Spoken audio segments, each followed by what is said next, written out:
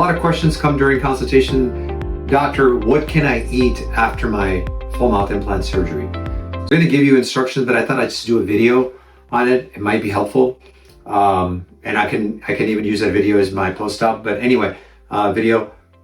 Basically, after a full mouth surgery, when you have all your teeth removed, have the implants placed, and you leave with teeth the same day, the first day or two, you're not going to be able to eat most foods because of the local anesthetic, the potentially some edema, some inflammation, some swelling. That's all pretty normal in the first 72 hours.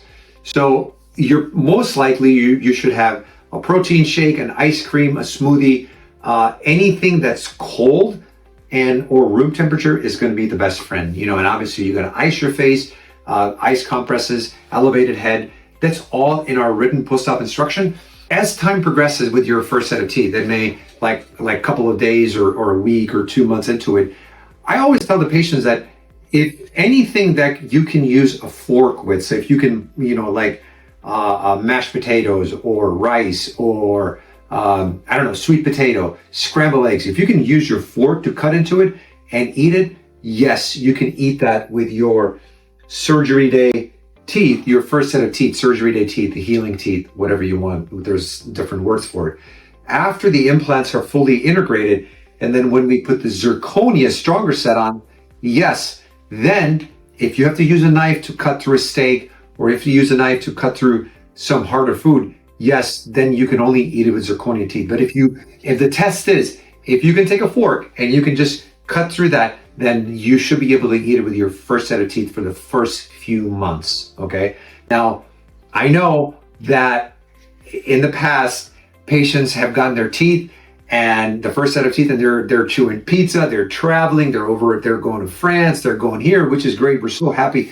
But guys, be careful when you start eating that crust, that really, really hard Italian bread or that crusty pizza.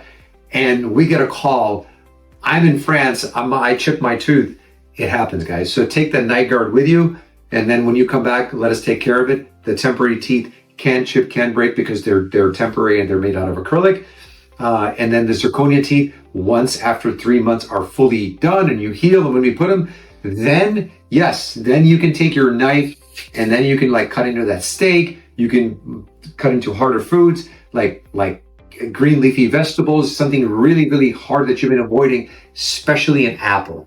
So I hope this video was helpful. I think understanding it and demonstrating it sometimes is going to be the best thing for my patients. So the rule of thumb is if you can use a fork to eat those foods after surgery for the first couple of months, I'd say for the first 2 to 3 months, that's the best, safest route. If you want to eat harder foods, remember, if you're using a knife and you're eating with your first set of teeth, you shouldn't be eating it because those teeth are not designed to take on that much load. So save this video or download it or whatever and use it as an educational tool to see what you can eat and what you can't eat right after surgery, and it will be a good reference.